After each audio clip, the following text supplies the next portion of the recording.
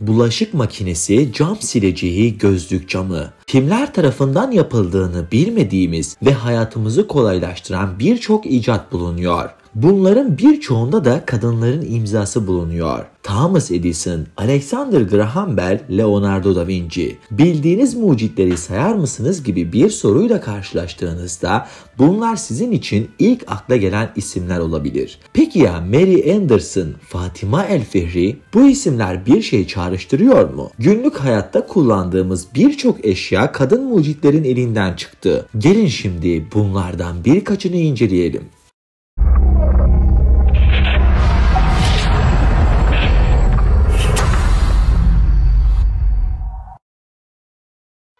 10 numara. Ezber bozan Müslüman kadın Fatima El-Fihri. O sadece halktan bir kadındı. Birleşmiş Milletler Eğitim, Bilim ve Kültür Örgütü UNESCO tarafından dünyadaki ilk üniversite olarak kabul edilen Karaviyin Medresesi'ni 859 yılında Fas Krallığı'nda kuran Tunus doğumlu Müslüman ilim kadını Fatima El-Fihri, ezber bozan kadın olarak hafızalara kazınmıştır. Tunuslu Fatima El-Fihri iyi bir eğitim almıştı ve zengin bir tüccarın kızıydı.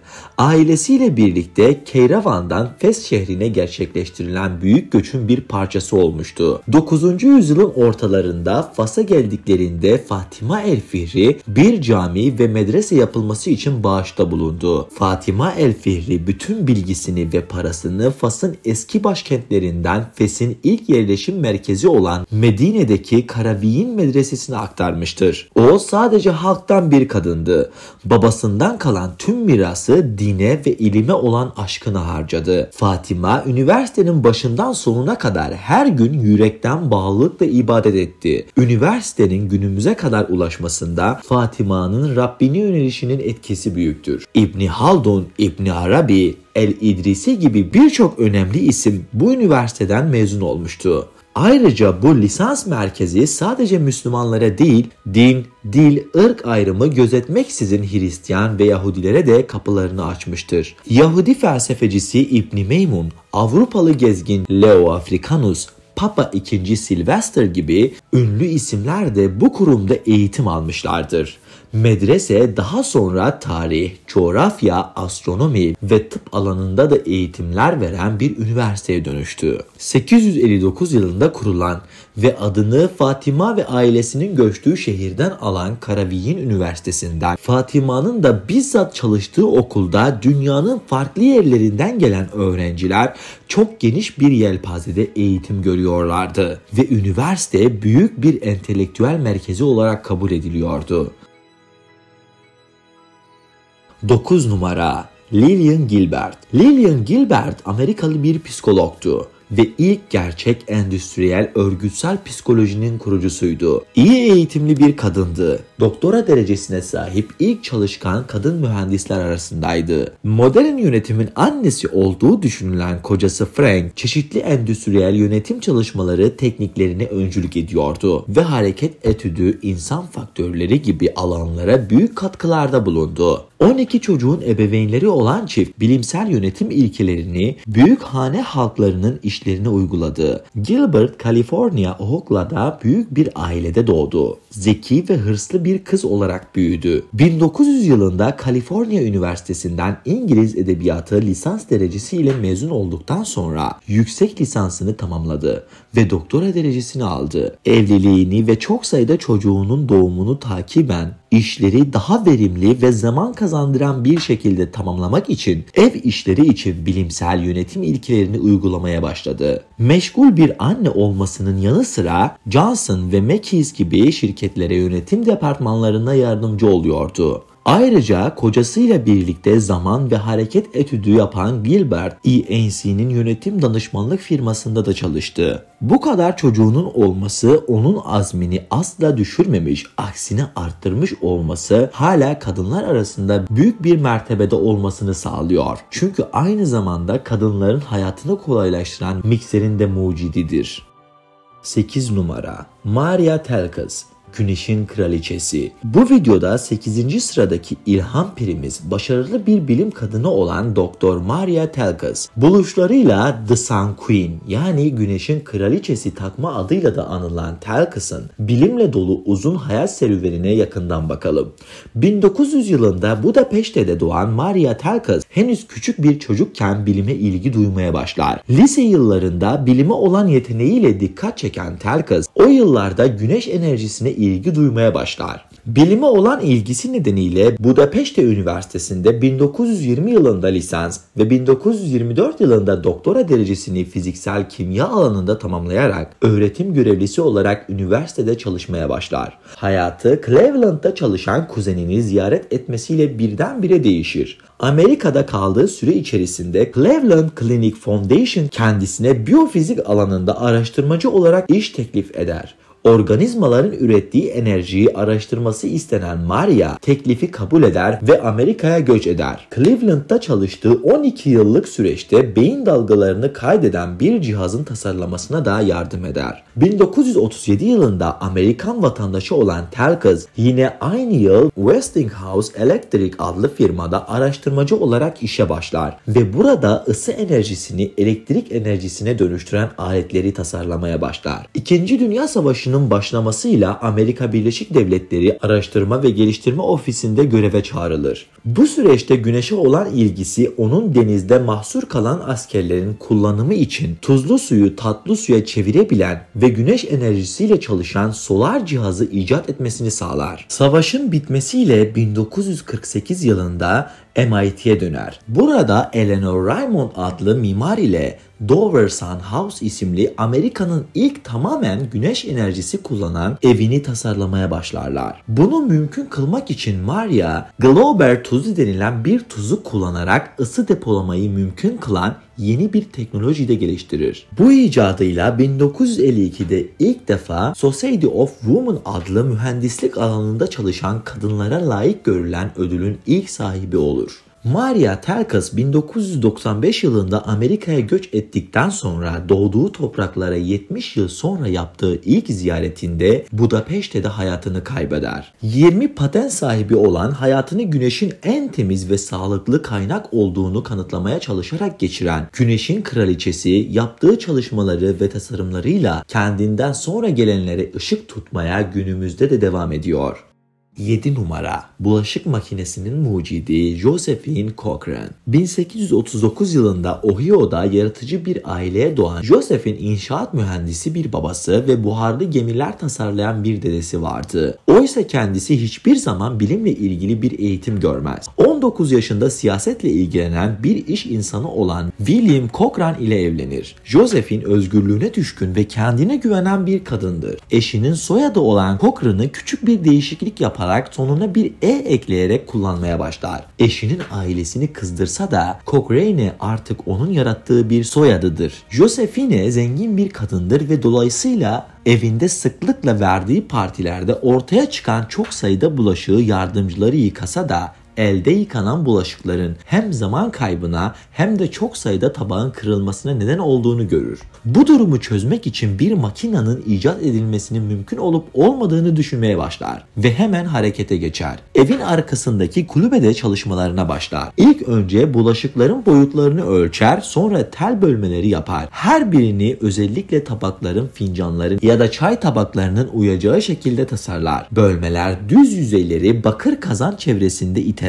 bir tekerlek üzerine yerleştirir. Motor tarafından harekete geçirilen çark dönünce sabunlu su kirli bulaşıkların üzerine püskürterek onları temizlemeye başlar. Bu ilk tasarımını geliştirmeye başladığı sırada eşi vefat eder ve Josephine'ye borçlarını miras bırakır. O güne dek para sıkıntısı olmayan Josephine için artık tasarımını başarması zorunluluk haline gelmiştir. Bu sırada kendisine rakipler de çıkar. Hatta 1850'de elle kurulan bir makine patentlenir. Fakat hiçbiri ticari bir başarı sağlayamaz. 1886'da tasarımının patentini alan Cochrane, arkadaşları için makinesinin üretimine başlar ve icadı Cochrane bulaşık makinesi olarak anılır. İcadını yerel gazetelere ilan vererek tanıtan Cochrane, Gary's Cochrane'i kurar. Otellerin ve restoranların ilgisini çeker. 1893 yılında meşhur Chicago Dünya Fuarı'nda makinesini tanıtır. Makine tasarımı ve dayanıklılığı sebebiyle ödüle layık görülür. Bulaşık makinesi düşündüğünün aksine genellikle ticari kuruluşlara satılır. Makinenin fazlaca sıcak su ihtiyacı vardır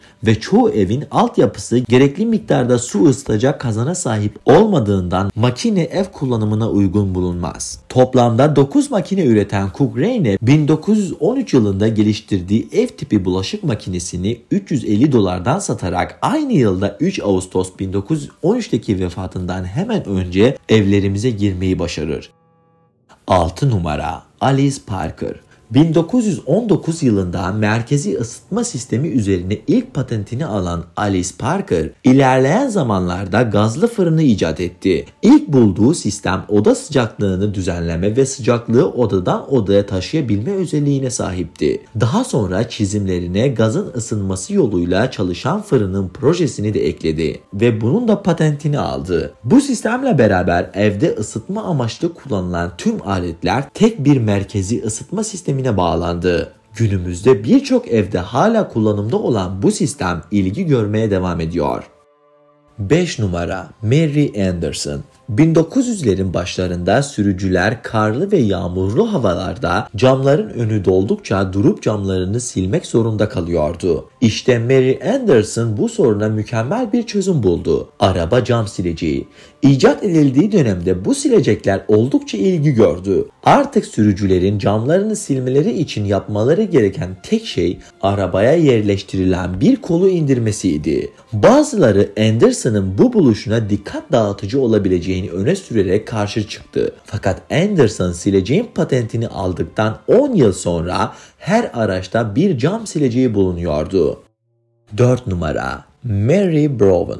Evde genellikle yalnız yaşayan hemşire Mary Brown kendisini daha güvende hissettirecek bir yöntem arayışındaydı. Kocası Albert'le birlikte 1960'larda ev güvenlik sistemini kurdu. Cihaz oldukça karmaşık ve anlaşılması güçtü. Bir motor tarafından kontrol edilen kamera gözetleme deliğinden bakıyor, görüntüler ise yatak odasındaki ekrana aktarılıyordu. Ekran düzeneği ise alarm tuşuyla destekleniyordu.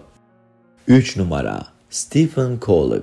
Kimyager Stephen Kevlar denen sert ve dayanıklı, günümüzde kurşun geçirmez yeleklerin yapımında kullanılan materyalin mucidi. 1965'teki keşfettiği materyal çelikten 5 kat daha güçlüydü. Bu nedenle milyonlarca hayatı kurtardı ve kurtarmaya devam ediyor. Ayrıca bu madde cep telefonlarından uçaklara, asma köprülerin halatlarından kasklara, kamp ve kayak merkezlerine kadar birçok farklı alanlarda kullanılıyor. 2 numara Marion Donovan. Eskiden kumaş çocuk bezleri genellikle üzerine naylon külot giydirilerek kullanılıyordu. Fakat naylon bebeklerde pişiye neden oluyordu. Daha iyi bir çözüm bulunması gerektiğini düşünen Marion, çeşitli materyallerle deneyler yaptı ve sonunda en iyi çözümün paraşüt naylonu olduğuna karar verdi. Yaptığı sızdırmaz çocuk bezi kilotu 1949'da satışa sunuldu. Donovan sızdırmaz kilotla birlikte tek kullanımlık çocuk bezini geliştirdi. Fikri oldukça ilgi gördü ve Donovan talebi karşılayacak kadar bez üretemediği için patentini sattı. Marion Donovan çoklu askı, diş ipi ve elbise arasındaki fermuarı kolay kapatma gerecini de içeren birçok buluşun patentini alan üretken bir mucitti. 1 numara Göçmen bir ailenin kızı Özlem Türeci. İstanbul göçmeni bir Türk ailenin çocuğu olarak 6 Mart 1967 yılında Batı Almanya'da doğdu. Rize kökenli olan babası bir hastanede cerrah olarak çalışmaktaydı. Babasının çalıştığı hastanede hasta bakıcılarına hayranlık duyan Türeci çok kültürlü bir ortamda büyüdü. Bir röportajında kendisini Prusya Türk'ü olarak tanımlamıştı. Türeci lisans eğitimini Saarland Üniversitesi'nde tamamladı. 2001 yılında Mainz kentine Üniversitesi'ne taşındı. Mainz Üniversitesi Hastanesi'nde modifiye edilmiş genetik kodlarla bağışıklık sistemini kansere karşı mücadele ettirmeyi hedefleyen çalışmalar yaptı. Çalışmalarını Uğur Şahin ile birlikte 2001 yılında kurdukları ve Türkçe ganimet kelimesinden esinlenerek Ganimet adını verdikleri firmada sürdürdü. Kendisi gibi Türkiye göçmeni olan meslektaşı Uğur Şahin ile 2002 yılında evlendi. Çift, bağışıklık sisteminin kanserli hücreleri vücuda giren bir virüs gibi algılaması ve onları ortadan kaldırması için birlikte çalışmaya başladılar. Kansere karşı hassas antikor tedavilerine öncülük eden Ganimet 2016'da Japon ilaç şirketi Astellas'a satıldı.